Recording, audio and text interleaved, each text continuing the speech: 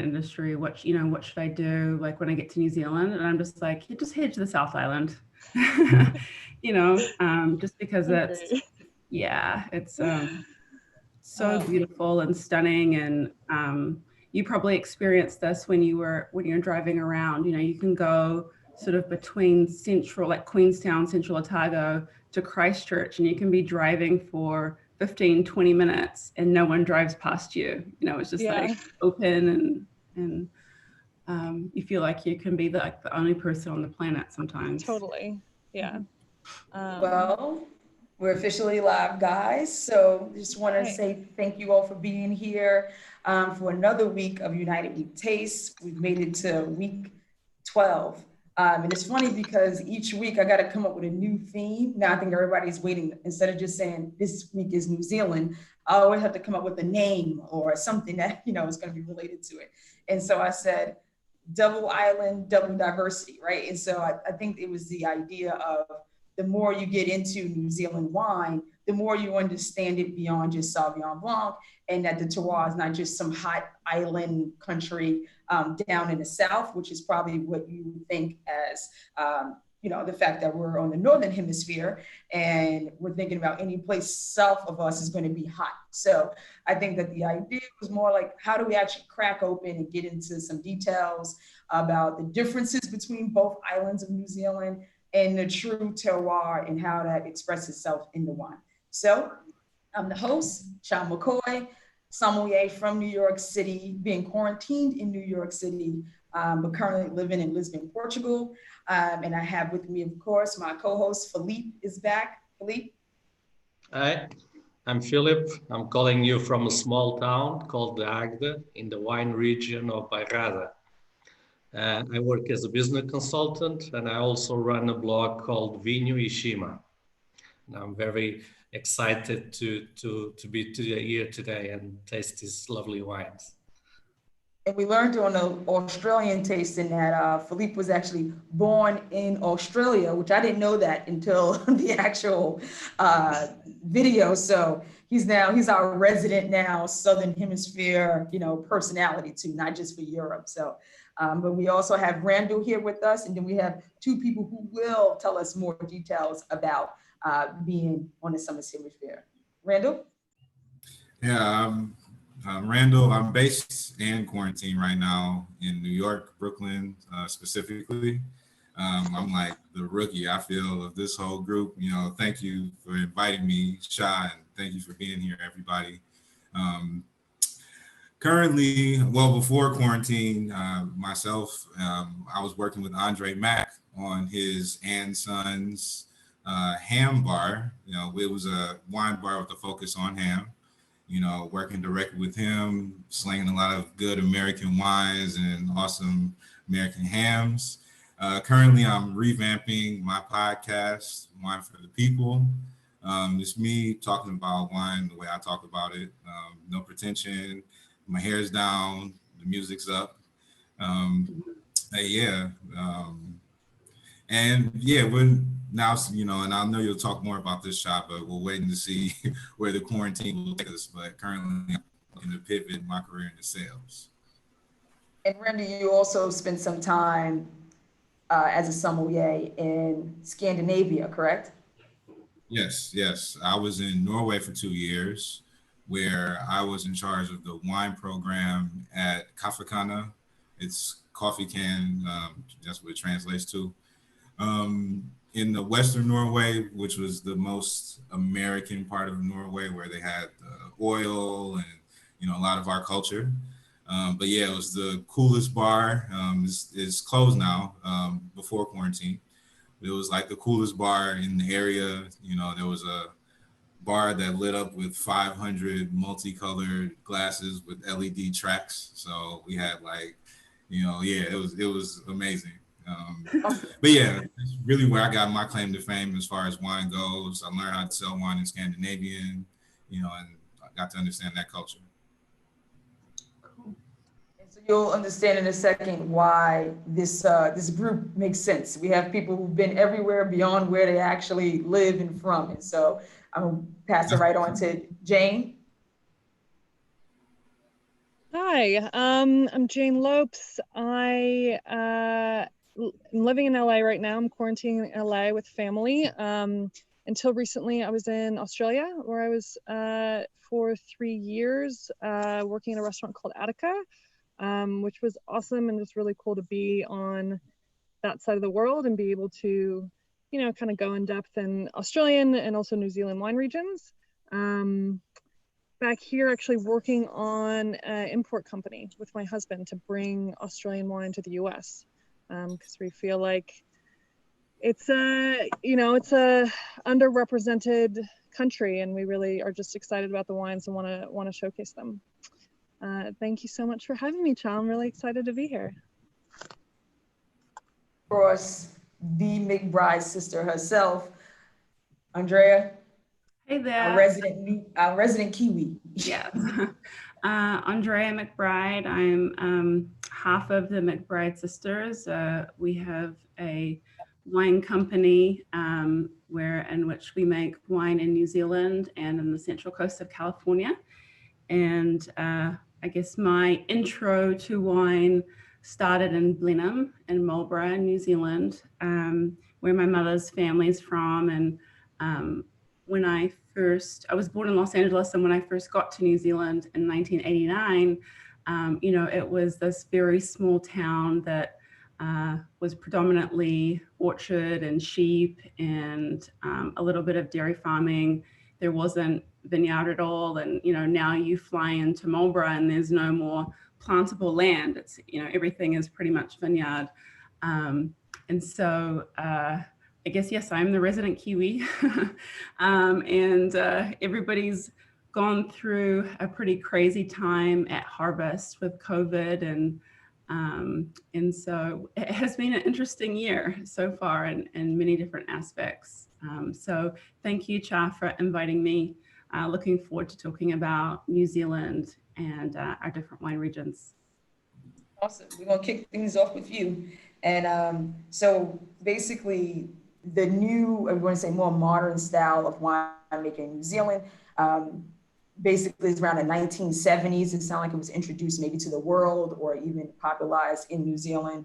So now I don't know if you actually learned, now where did you study as far as becoming a vintner? Is that in California, or is your studies more based in New Zealand? And so, and how would that change the style of your wines as well? So my studies started as a child in a family, an agricultural family where you are free labor. So when I got to Blenheim in 1989, my mother's family had predominantly grown, you know, tomatoes, potatoes, a lot of root vegetables, and a few different farmers in the area started talking about, you know, maybe we should plant this grape called Sauvignon Blanc, transition our, you know, our land and our property, and see if this could be something. And at the time, DB Breweries, they're the largest beer company in New Zealand, was willing to purchase, you know, from this group, this like small consortium of growers. And so I think for a lot of growers in Marlborough and Blenheim, it was very humble beginnings. There wasn't a lot of education because, like, you know, we didn't have a really big hub and I would say brain trust in Blenheim initially. You know, like, you know, you have Davis, you have all these universities. Obviously, in the old world, it spans back, you know, hundreds of years. So it was a lot of trial and error, and really going from, you know, planting vineyard, driving in post, running wire, bench grafting vines, you know, planting, and that was my introduction. And the winemaking piece didn't fully come together until sort of my late teens, early 20s, because I was really on the grape growing side. We didn't make wine. You know, we were a contract farmer, you know, for a big company and would grow and then sort of hand things off each year, and weren't involved in the wine making process. So I think for me, philosophically, my how that experience translates into our style of wine now is I'm very much about sustainable farming, organically farming when you can, where it makes sense, and have so much respect for the 365 and all the people and all the hard work that's involved leading up to obviously transitioning those beautiful little berries into wine. But for me, everything starts in the vineyard, and we want to try and express that as purely as we can in our wines. Awesome. Now, I believe that, we did go into the intros and everyone has lived outside of their countries that they're from. And so we all get the question. I'm sure every consumer asks about the Stelvin closure, AKA the screw cap, okay? And so I feel like I misspoke, because in Australia, our session, I just like, oh yeah, it's from Australia. And then I realized, oh no, it's definitely from New Zealand. So I had to make that correction today and talk about the screw cap. So I'm interested if everyone could kind of just talk about their experience with customers, and whether it's in Scandinavia, whether it's in Australia versus LA, just what do people actually think? I know what people think when they ask me, but how do we get people to think, I guess, more positively about screw caps? Is there a benefit to the screw cap?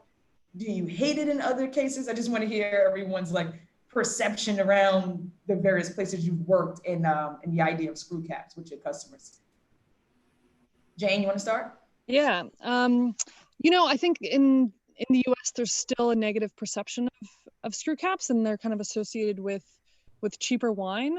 I'm still amazed, coming back from Australia and looking at, wine shop shelves that, every $20 bottle of wine should be under a screw cap. There's no reason for bottles that are going to be, consumed within the next year to be under cork or even diam. I think for a lot of people, it is an aesthetic thing where it is like, there's something nice about pulling a cork. But I will say, working in Australia, working in a restaurant in Australia, it just logistically having most of our BTG and pairing wines under screw cap was the best. I remember at 11 Madison Park in New York, everything we poured was under cork, and we had all our BTG in a Euro Cov, and the corks would fall out and it'd spill everywhere and the labels would get messed up, and it was just 11 Madison Park, it's like you have the best tools in the world and it's still corks are really dragging you down.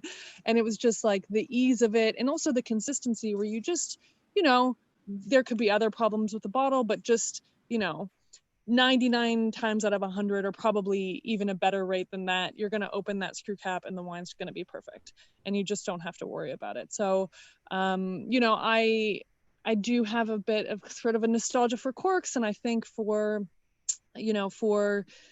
bottles that you want to age for 10, 15, 20 years, I'm not, I guess, totally convinced of how screw caps develop.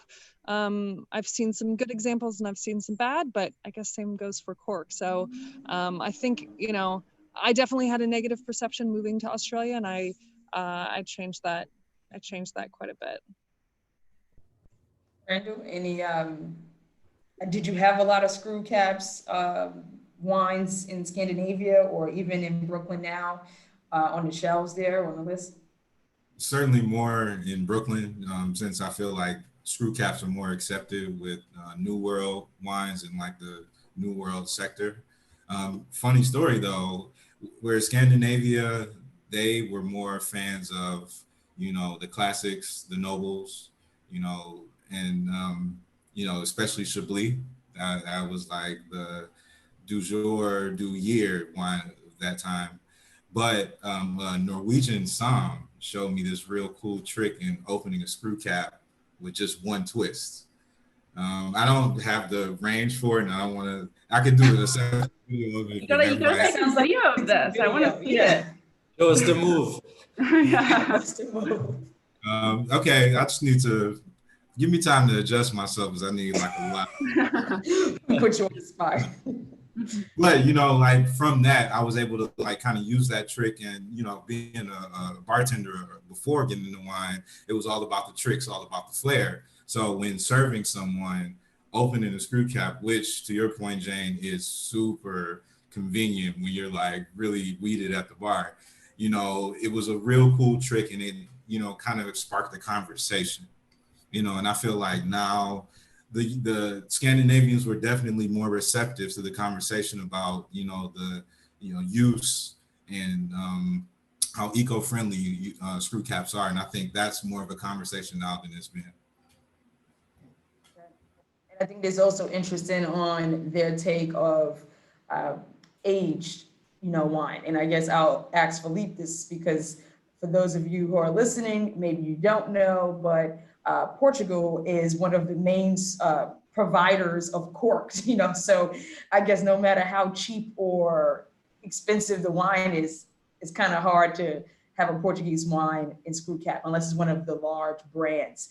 So Filipe, do you think that Portuguese will ever like actually convert their, like to Jane's point, less expensive, easygoing, under 20-euro bottle? You know, how do we get Portuguese winemakers to think more eco-friendly, et cetera? Or you think that'll never happen?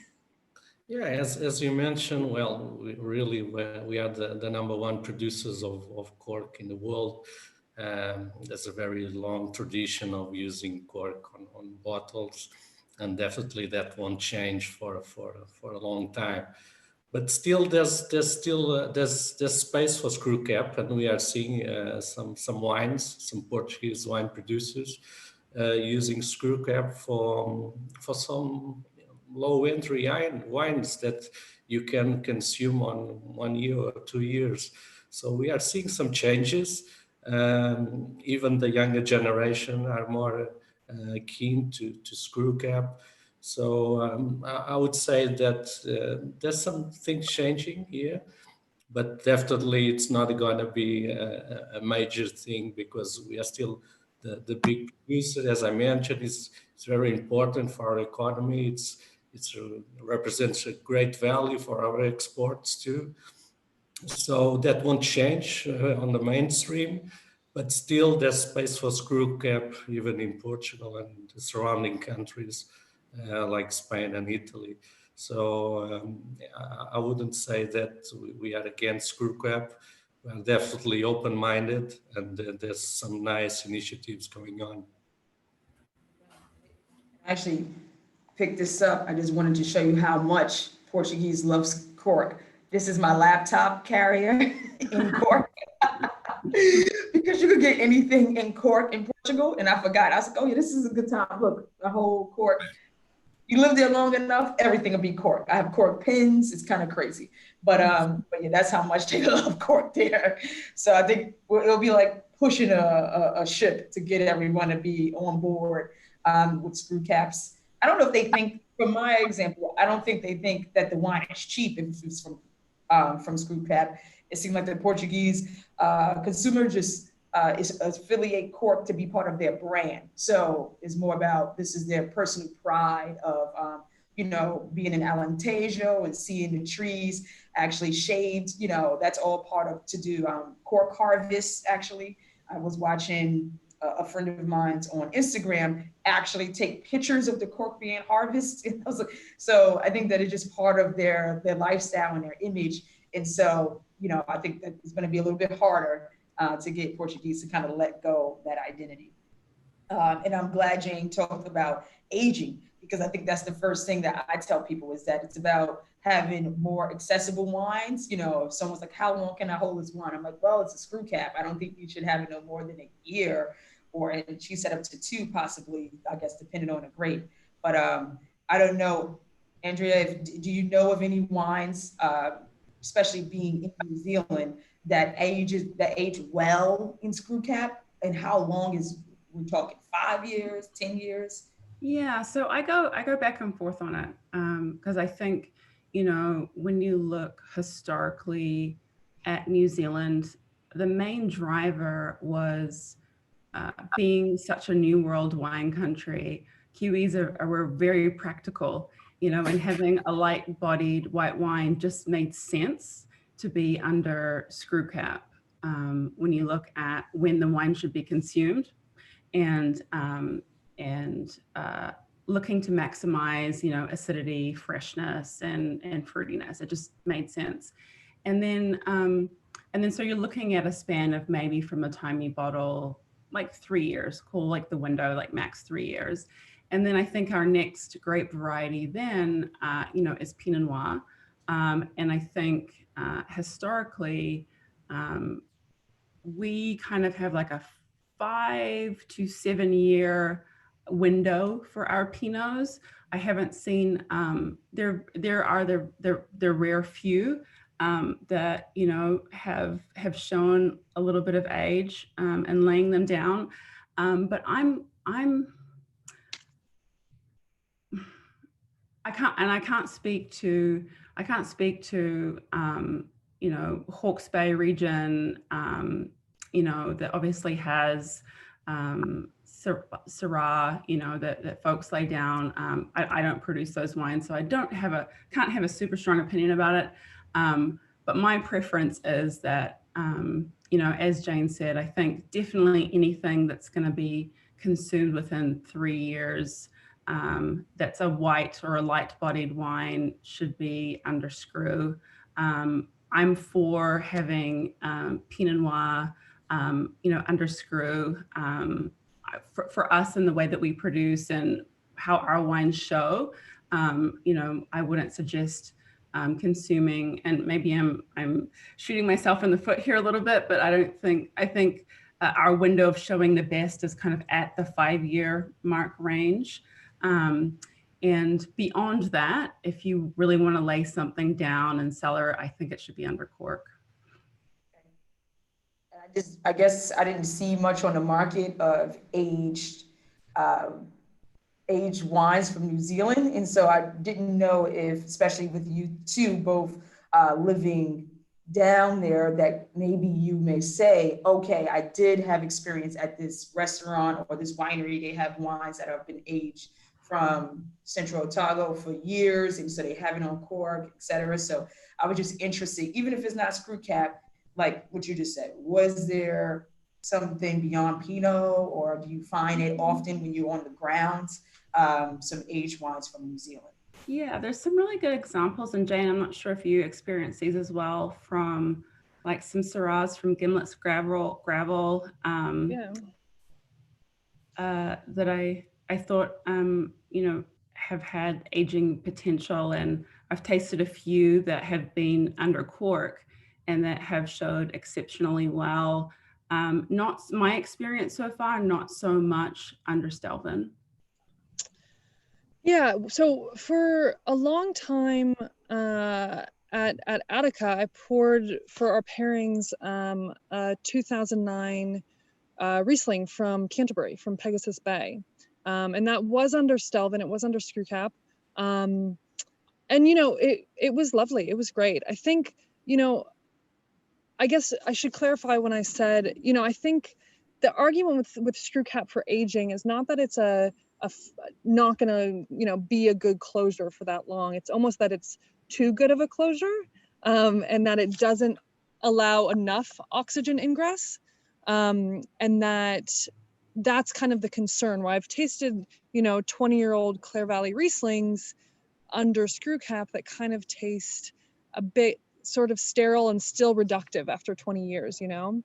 But I will also say, like, that Pegasus Bay Riesling was excellent. You know, there's a producer in Tasmania I really like who uses screw cap in his wines. You know, I've tasted stuff that was 10, 15 years old and they were really great. So, you know, I hate to say categorically it's not a good aging vessel, but it really has been a mixed bag for me. And I guess I can't reliably say, like, I would want to put wines that, you know, if my husband's making a small amount of wine and he's chosen Diam because he does want to be able to go back to his wines in 5 or 10 years, and he's not convinced that they'll age the way he wants them to under screw cap. And so I'm going to ask this quick question because I want to make sure we talk about diversity before we taste. So I also tried to look up indigenous grapes to New Zealand. So I don't know if you realize we've been talking mostly, you would know Sauvignon Blanc is one of the main grapes. I actually saw that it makes up 1/3 of the plantings of New Zealand. And so just interested on, are there any indigenous grapes to New Zealand? And what's your opinion on them? I should probably know this, and I don't think so. Jane, maybe you could probably talk to this better than I could. I didn't think there was anything indigenous for the most part. Everything has come to New Zealand from outside. Yeah, I'm trying to like hastily look it up because there's one grape that Ripon makes in Central Otago that I don't think it's exported anywhere. And I'm trying, Osteiner, but oh no, it's a German crossing. So it's a cross between Riesling and Sylvaner. I think they're the only place that's growing it in the world. I think they have the only vineyards of it, but I don't, but it's German. So no, I would agree with you. I can't think of anything that's native to New Zealand. Yeah. So we're going to go straight into diversity. As I mentioned about Sauvignon Blanc, and I always give out money on this program. So if you're new to seeing United We Taste, I give everyone a nice big check. I get to become Oprah for a day. And so basically, we already know the main grapes, if you don't know, of New Zealand are Sauvignon Blanc, Chardonnay, Pinot Noir. What's another one? Pinot Gris. Pinot Gris. Pinot Gris, definitely. Okay, Pinot Gris. So outside of those, and Cabernet Sauvignon in the North Island, all right? And so Syrah in the North Island as well. And Syrah. So if you had to bring any international grape besides the ones that's already there and heavily planted, where would you plant it and what is the grape? And I'm gonna pull up the map and anybody can start, but I'm giving you a blank check. Okay. And bring whatever, this is Filipe's favorite part when he gets to get free money from me. So I'm going to share my screen so we can look at the islands. And so I'm ready when anybody's ready. I think I would, I love aromatic whites. And so I think Gewurz and Nelson, I think potentially could do really well given the climate, obviously. There's a little bit of Riesling that's done right now in Nelson, and it's beautiful and it's stunning and I love it. So I think that would be my, I would maybe be like Gewurz and maybe some Chenin. Okay. I'm always interested who says grapes I say, so I'll keep to the end here. But so we got Gewurztraminer and Chenin Blanc coming to New Zealand. Blank check on me to Andrea. All right. Who else? And then I would just say just to add to like how much money you want? Sorry.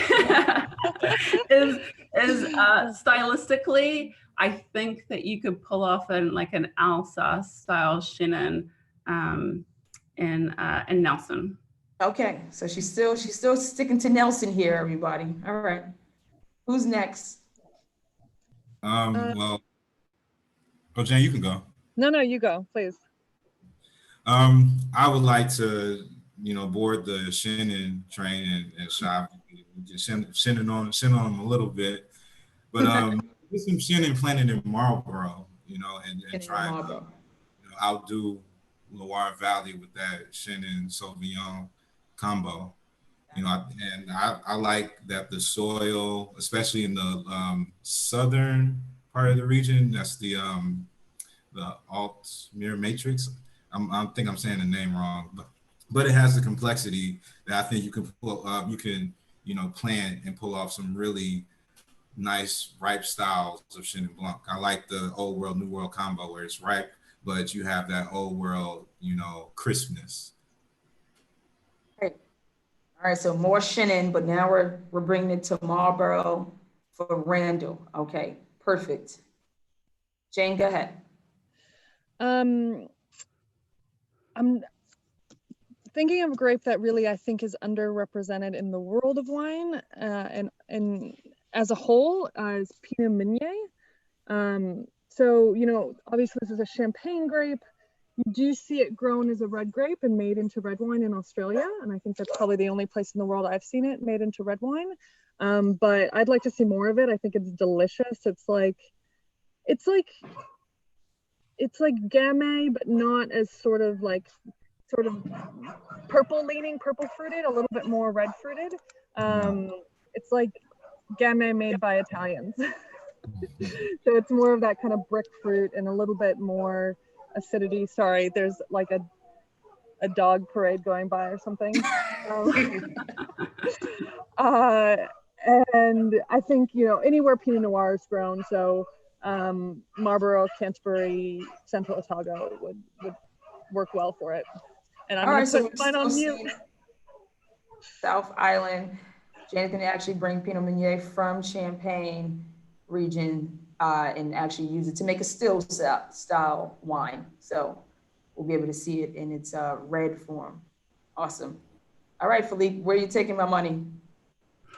Well, for those that don't know me by now, they should know that I'm a sparkling guy. So I would be doing a Sauvignon sparkling. I'm very curious. I never tasted. I tried to get one, but I didn't reach one. So I'm very curious about Sauvignon Blanc sparkling. But this time, since you are giving a lot of money, I'm doing with a twist. So I heard that they are doing some tests in New Zealand, planting hemp on the vineyards. Hemp, okay. So I'm very curious to see what's the influence of hemp on the grapes and on the wines. I don't remember the name of the wine producer, but I read some time ago that you're doing that test. So I would do the same, but this time with a sparkling wine. Where are you going? You going to sparkling wine region here, or where you going with it? Yeah, I would do in Marlborough also. Oh, Marlborough, okay. All right. They're doing a co-ferment with hemp and Sauvignon Blanc. Is that the? Oh, I think that's his creation. They are doing the test. They are doing a test to understand what is the influence of the hemp on the vines, on the vineyard, and what that represents or will represent on the grape, on the final product, the wine. Interesting. Yeah, I can share with you the. Yeah, I'd love to read it. Yeah. And so I've probably thought that everybody was going to go with something in the South Island. So I wanted to see what will possibly do well in the North. And so with this Portuguese affinity that I have, I think that just because I think of the maritime climate, the cool continental areas in the centers of the island, as well as the influence of probably rain, I'm sure, that I wanted to bring something to the North Island, but I wanted to bring a Portuguese grape. And so the first thing I thought of is the idea of Alvarinho, because it does well in Rias Baixas as well, in rainy area in Spain, as well as in Vinho Verde. So I thought that would be a cool, it can be the fizzy style if you want some trap combination, or it can be even the type that I love too, which is under oak. And I will put it anywhere in the Northern Island. I guess I will probably have to consult and hire in Andrea to tell me where specifically, but I would think anything between Brisbane up to North Island, but that's depending on how much sun I want on that. So I'm gonna stick to that. Yeah, that's a good one. I would do probably, I don't know, Jane, I'd probably, North Island, I would say probably Gisborne, potentially. Also, Matakana could be interesting. And I also think Waiheke Island could be interesting. All right. So sounds like y'all want to invest in me. That's good too. Perfect. One thing I have, there is, as far as I know, I've seen one Chenin planting in New Zealand, and it is in Gisborne. So you guys, I think it's imported into the US. It's delicious. You guys should definitely try to get your hands on a ball. It's Milton is the producer, Millton. But yeah, I think the South Island could do it really well too. But it is worth checking out. It's delicious. Yeah, Chenin was my first grape, and then I moved to like trying to keep it for the home team. I was like, I'm gonna find a Portuguese grape here that goes well. So that was my first start. All right, so basically that was the question that I had for you guys. Filipe, do we have any questions that we need to take note of now? So far, no. Okay, so then we're gonna go straight into tasting. So this is where I can tell you right now, and I think it's gonna be obvious, but everyone basically has, I'm not gonna say everyone has Sauvignon Blanc, but there's a lot of Sauvignon Blanc here. So with that being said, I guess I'm more interested on, let's see, let's have the discussion. Let's see if we all come up with most of the same notes. Everyone don't have Sauvignon Blanc too, so we'll see if we can find out which one is not the Sauvignon Blanc. Maybe that's the question. All right, so who wants to go first? Go ahead, Randall. All right. So everybody see my glass? Yeah. I can't see my face now because my glass is so big. I love the big glass. Yeah, I get a lot. It is big. I didn't notice until you put it to your face. Look at that. But yeah, there's a lot of tropical fruit. So this wine, which I'm not going to say it's Sauvignon Blanc, but you probably have already guessed it is from more inland, an area further inland that gets more sun and less of that cooling bay wind, but is in the river basin, some upper Wairau Valley, close to one of the notable cities. Are we guessing your region? Because now you're making me nervous. You already told everybody it's Sauvignon Blanc. So are we guessing the region? Then don't say the region. Well, he just said Upper Wairau, so. Oh, yeah. Yeah, Brandon, you are the worst person to start with, clearly. Everyone else do the opposite of what Brandon was doing. But go ahead, tell us about your wine. Sorry, go ahead. Yeah, so I can reveal it now since I've already revealed it pretty much. Well, don't go through your tasting notes. Don't show the wine. Just go through your notes. Lots of passion fruit, lots of guava. Not the most dry, still Sauvignon Blanc dry, but not as bone dry as Sauvignon Blanc could be.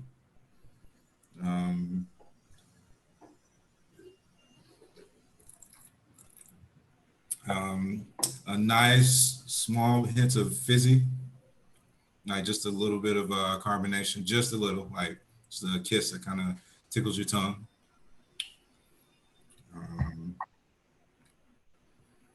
Let's see. But yeah, this is super simple. I decided to pick the simplest for people that are watching. What I've noticed in my journey is that my palate started very simple. I couldn't handle too much tannins. I couldn't handle too much of any one thing. And so, what I've tried to do in bringing new people into the wine world is start with something simple, keying on, whatever one thing they like, and then, go from there. Let's see. So there's a certain river that runs along. You might as well go ahead and talk about the wine. We know. Okay. I can say the name and everything. Go ahead. We lost you already. What's the vintage, Randall?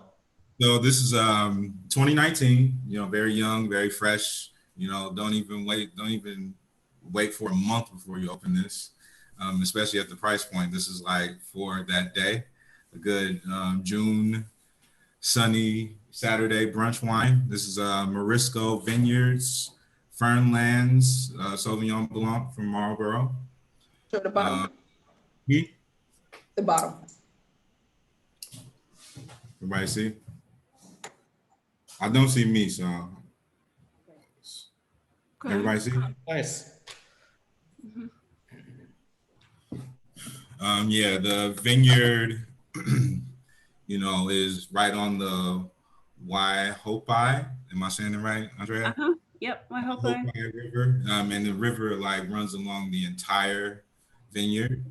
You know, and I really feel like since this is an area that gets a lot of sun and less rain than other places in Marlborough, especially closer to the water, you know, it benefits, you know, from a little bit of the light refraction, you know, from said river since it's right there, you know, because this is like super, super ripe.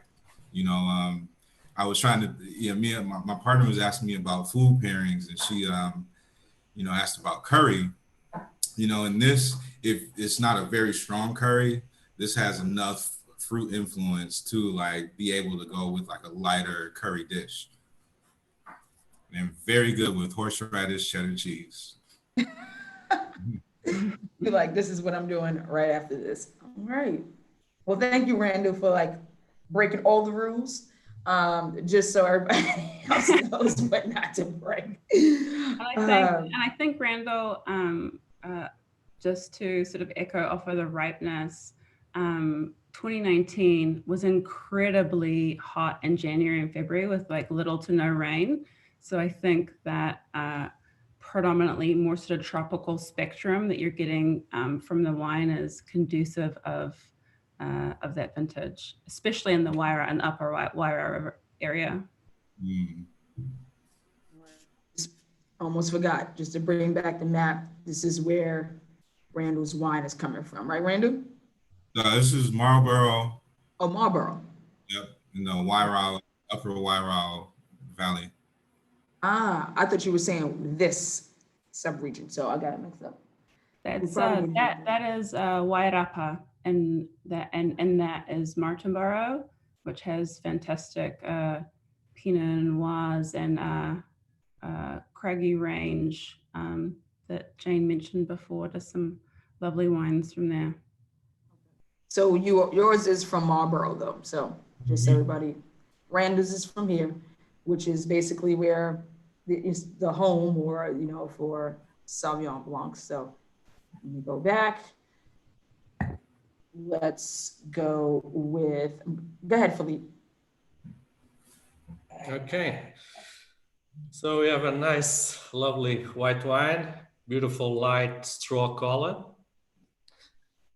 On the nose, very vibrant aromas of lime, melon, gooseberry, a slight touch of cut grass.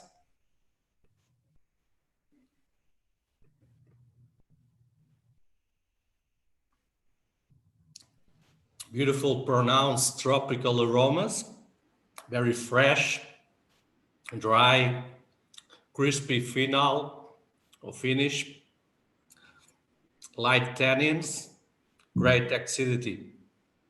So it's a very cool wine. I would say easy, like Sunday morning. Very nice, enjoying like being with your friends on the summer. So it would pair very well with shellfish, some light meals. So it's very interesting white wine. It's from Marlborough, 2018 harvest, and 12.5 of alcohol. Question is he drinking Sauvignon Blanc or is he not drinking Sauvignon Blanc? Yes. He's drinking Sauvignon Blanc. Yes. Okay. Of course. So the wine that I bring you today, it's a Mount Riley. Oh yeah, I like Mount Riley. Mount Riley. I sold their Pinot Noirs. They Pinot Noir from Central Otago is one of the first Pinot Noirs I've ever had from New Zealand. And so, yeah, I respect it. Well, unfortunately, like many other countries, it's hard to find foreign wines in Portugal. This was the same. So unfortunately, I could only find this Sauvignon Blanc. I wanted to try the Pinot and the Riesling, try to see, and even the sparkling that I mentioned before. But still, this is a very nice wine. It's, as I mentioned, it's very, very cool wine, and I really recommend. Okay. Jane? Yeah, so this wine is definitely driven by citrus fruit, but not so much grapefruit, more sort of lemon and lime. Sort of really fresh, really tart, but you also get those sort of citrus oils that give it just a little bit of sort of more aromatic, more headiness. On the palate, it's very acid driven, and it's a very, very high acid wine. Pretty lean, but also, you know, not overly severe, has some sort of nice flesh balancing it out. You get a little bit of sort of underripe stone fruit as well. And very mineral driven. Like I get, you know, kind of slate and wet rock. And, you know, some subtle floral notes too, kind of, you know, white flowers and that sort of thing. Nothing, you know, nothing too extreme, but just a little bit of sort of backbone. Really sort of refreshing, but also a pretty serious wine. Can we get a vintage and alcohol? Yeah, so it's 2017. The alcohol listed on the bottle, which I was surprised by, is 10%. Yeah, it doesn't, you know, to me it does taste like a lighter wine, but that is, you know, that is very light. That's an alcohol you rarely see on dry wine. So, but you know, I doubt it's a mistake. So, but it definitely doesn't seem, yeah, it doesn't seem overly light, and it is dry. There's not much RS to speak of. So is she drinking Sauvignon Blanc or not? Have you mentioned the region? I haven't. Should I? Yes, go ahead.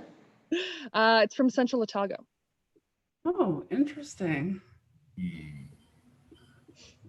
Drinking the Riesling? Oh, damn.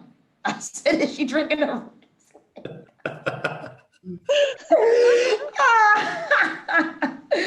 Sorry, for those of you who did not catch it, I just said the grape.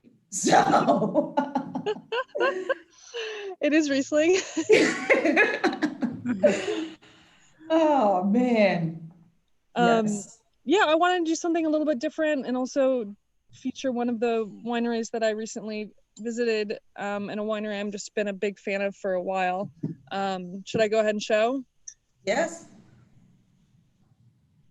Rippin'. So they're based on Lake Wanaka.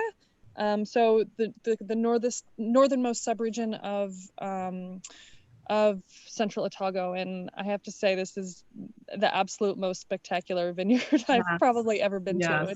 Have you been? Yes. Yeah. It's, probably if you see a gorgeous picture of like Central Otago where it's vineyards, and then you can see they're like right in front of a lake. It's usually like the Ripon vineyard. That's kind of like that staple picture. It's stunning. Yeah.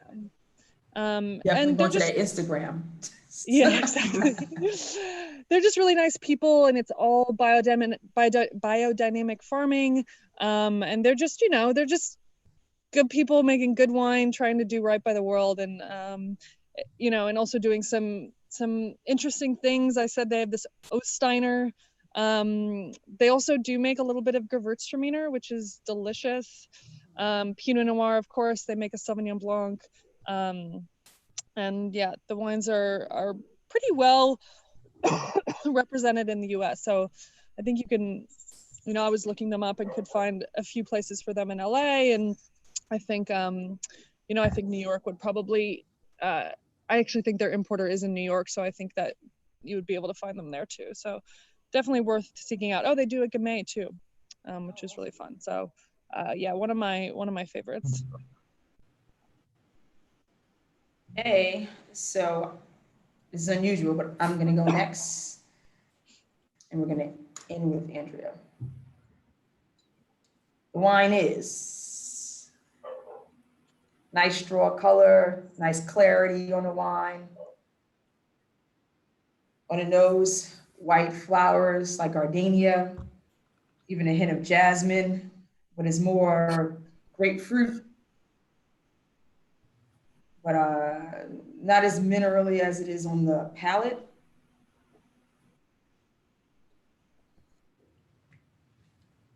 So it has this nice saline character on the finish, but the attack is definitely acid. I would say it's about medium plus, medium. Nice melon, honeydew melon flavor.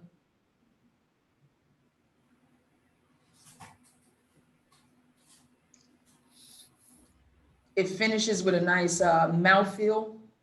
It's not, let's say, even though the acid is high, it's not attacking you to the point like a Riesling, but it is giving you a nice balanced acid. It's funny because when Randall was speaking, I was getting a different note, but it triggered something for me. I was getting more of a lemongrass on mine as I was tasting through with him. And so melon, lemongrass, floral in the nose, even white peppercorn, and I would say a definitely medium to medium plus acidity. It is bone dry. I am getting very little residual sugar, if any. I think the fruit that I am getting is definitely on a more underripe, barely ripe version. So it is 2019. And yeah, any other questions for me? And the region? Marlborough. Sub-region? Wirral, Upper Wirral. I'm not giving any more information because you guys, we already cheated out of 2 people already. So. I mean, I guess I would guess Sauvignon Blanc. There just aren't really a lot of grapes that express that grapefruit quality except Sauvignon Blanc. You know, I think you get it a bit in like Gruner, and I'm sure there are other kind of, you know, less well-known grapes, but grapefruit is like fairly, for me, fairly distinctive and particular to Sauvignon Blanc. But it sounds like kind of an elegant, sort of less green, less, you know, really sort of tropical version. That is correct. It is less all of those things and more white grapefruit, and is a Sauvignon Blanc. And it is from our lovely co-host today, Andrea McBride. And so, and it's great because I was supposed to open it when we went live almost like a month ago, but I actually had one of her other wines, which I don't know what she has today. Actually, to be honest, she didn't tell me what she's showing today. So it's going to be, she's the only one that's a mystery to me. And so it was great to be able to have this guy with you guys, because all of you had Sauvignon Blanc, those who have so far. I was like, I am not getting that with this wine. And so it was great to hear you guys talk about your Sauvignon Blanc. Maybe you just got like traditional textbook version, but to have one that's more, I would say, herbal focus. I would say instead of being this, it's not super grassy to me. It's way more like the lemongrass is a very unique character. And to say that it goes well with food would be an understatement. I think it's awesome with food. Like I immediately want like cream on razor clams. I even wrote down, I taste this nice Beurre Blanc flavor on the finish. That was like awesome. And so it just took me to like, if you know anything about me, my wine chops came from Italy. So wine with food is the only way I think. And so, so yeah, so I definitely like love the texture of this wine. It's oily, it's not like super zesty, etc. It was a nice balance between that and mouth texture. So great job, Andrea. She did not pay me to say this. She didn't know. This was my first time having it with her live. So yeah, I love the wine. Awesome. So I messed up.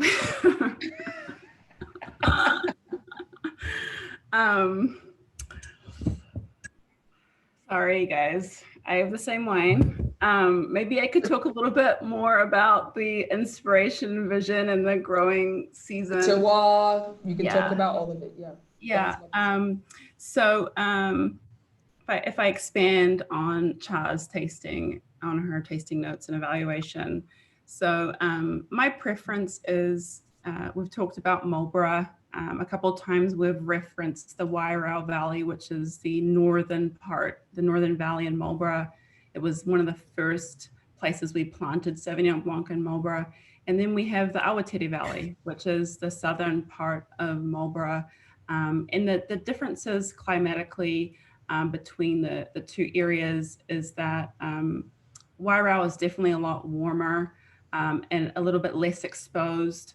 The Awatere is definitely more exposed. It's a little bit cooler. It's a little windier. And so as that translates to wines, you see in the Awatere, traditionally, you get more jalapeno, tomato stalk, grassy, sort of profile with just a sort of a little touch of tree fruit, stone fruit, tropical fruit.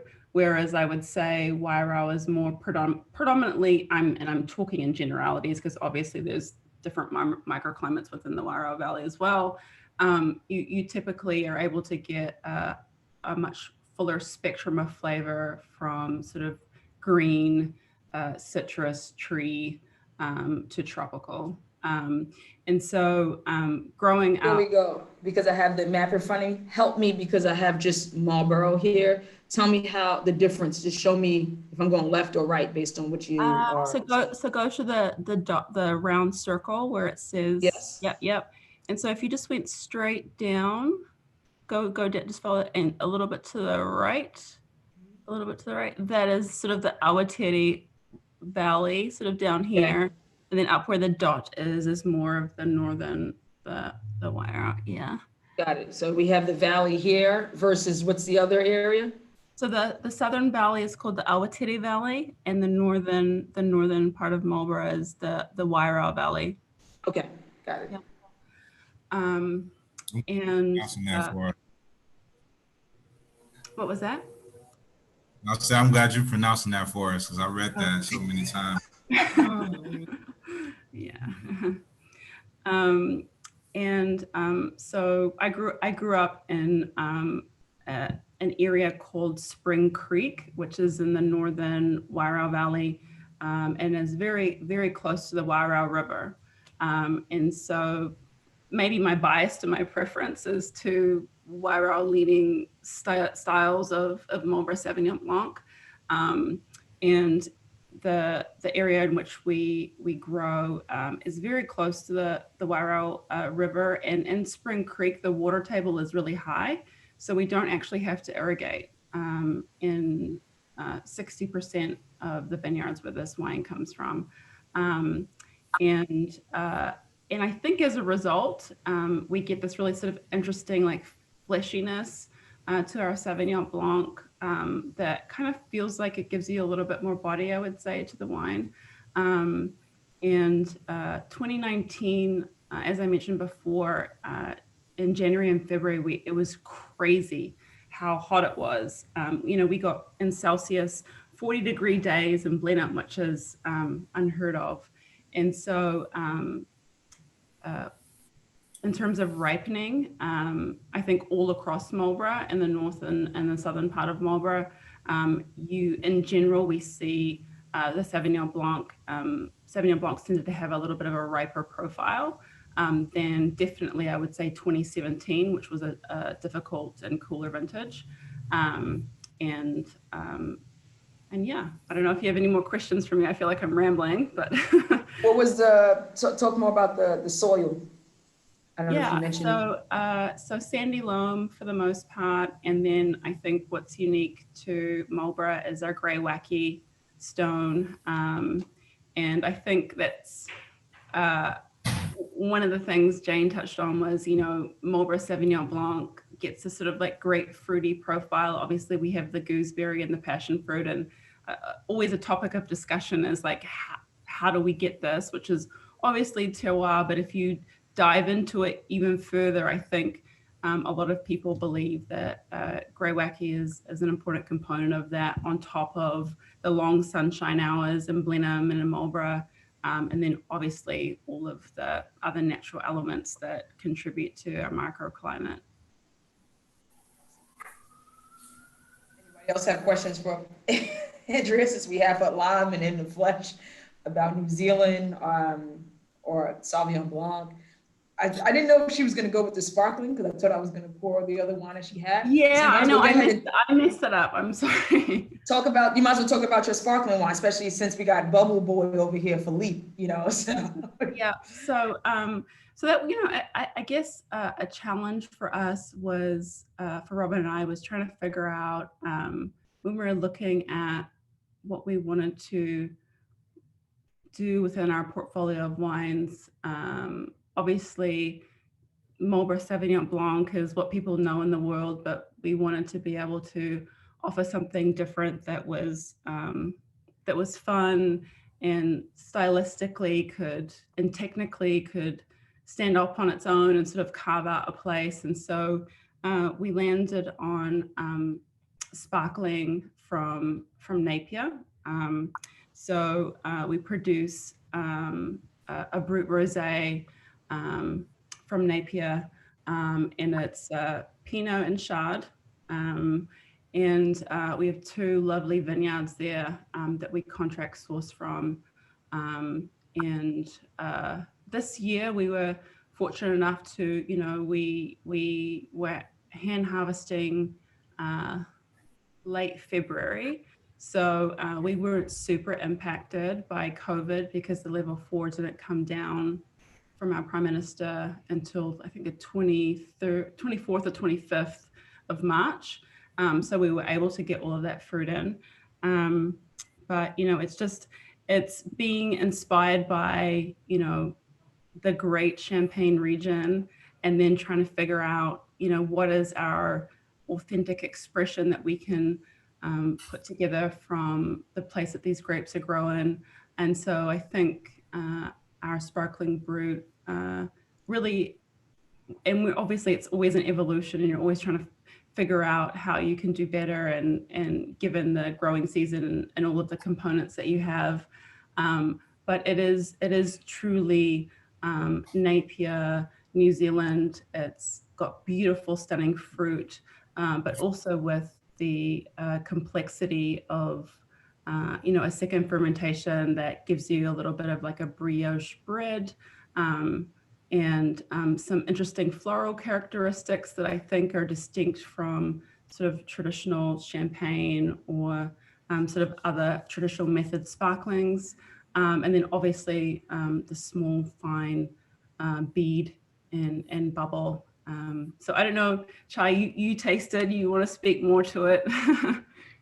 Yeah, no, I mean, it was, it definitely had this pink roses, potpourri flavor on the nose, aroma. And then when you went into tasting it, which we experienced together on Instagram, it was, the brioche was dead on, but it had this like, instead of just like being bread, it was almost like if you had a cranberry muffin, so it had the bread characteristic, but it did have the red fruit. And everybody loves a nice cranberry, muffin that you cut in, you can feel the blueberries and cranberries. So it had this nice balance between the berries as well, because it's Pinot Noir, if you didn't mention already, right? It's Pinot Noir, is the grape. Yeah, Pinot and Chard, yep. And so you can actually have this nice, the bread characteristics shine through, like a lovely warm muffin, but then it had the red fruit. As soon as you take a bite of that muffin, you squeeze the berry, like, oh, this was heaven, So it had this magic moment that I enjoyed even after, I feel like maybe I had it the next day too, and it was still very vibrant, nice. We have the, we're always looking for the size of the bubbles. It was very beautiful to even look at. And I think it's going to be awesome the more we populate the market here. We got Jane on, we got Randall. So we just need everybody to start buying the rosé sparkling that Andrea is making out of Hawke's Bay, or is it from Nelson? Nope, okay. Hawke's Bay, yep.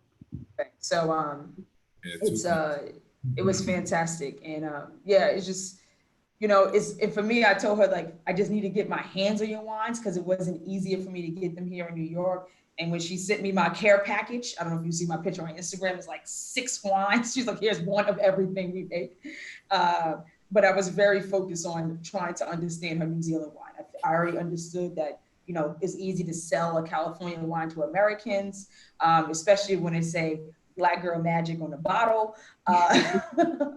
But when people don't understand, you know, the winemaker or New Zealand, that's a double challenge, right? And so she has to represent herself as a Black woman, a vintner, you know, the CEO, you know, so it's a lot to be able to stand on the shelf amongst others in a region that's very underestimated and not understood, which I clearly am the champion for since I'm relocated to Portugal.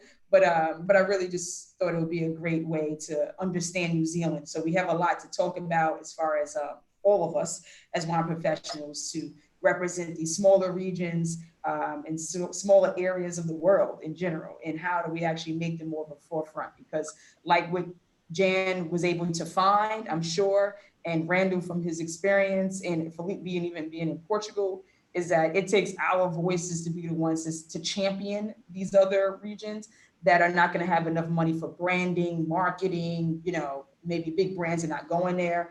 It's funny because even in text, it actually says that New Zealand, you know, as a country chooses quality over quantity. So they will never make enough wine to be the next Australia or to be the next, Italy. You know, they will never produce that amount of wine. And it's great because it tells you the mission of its people, of its, even in the vineyards, they're not going to produce anything. They're going to be, you know, smaller yields and very much more focused. And so it was great to hear everyone's grapes that they wanted to bring to the country, even the little hemp situation Filipe is doing. I think he's on a whole new wave. So, but I think it's important for us to understand that this is how we actually, you know, moments like this, having professionals in a room talking about what you think. Oh, I didn't think about that, because depending on our culture, where we grew up, you know, which restaurant, fine dining, et cetera, accessible wine shops, you know, it would depend on which wines we are conditioned to think will come from that region, et cetera. So, you know, thank you all for being here. I hope this was a fruitful conversation for those who watch it, but it has definitely been one for me with all of you here. And like I said in the beginning, or maybe I didn't mention, we've now covered from the beginning. I'm going to try to remember. I always try to do this and always mess up. Italy, Spain, Portugal, Germany, Austria, California, as far as US. Where else? South Africa. South Africa. I can't forget about South Africa. Australia. And so it's been great to kind of go every week, country by country, and talking with people that's actually from those. And we actually did a special on sake. We did Chile and we did Argentina.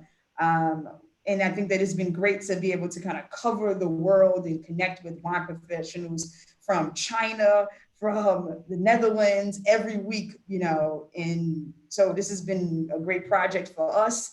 It was to bring us, you know, in solidarity together during quarantine. And then now we have a new movement that's being pushed forward or heightened through Black Lives Matter. And so it's awesome to have you all here. And next week, we will have Rosé, because National Rosé Day is June 10th. So I'm excited who's going to be there for us. But yeah, so just cheers to you all. Let's kind of top up and let me do a toast virtually with you guys. It's been quite emotional as well. 12 weeks long. But seriously, cheers. You going to get us, Filipe? Yeah, so in 3, 2, 1.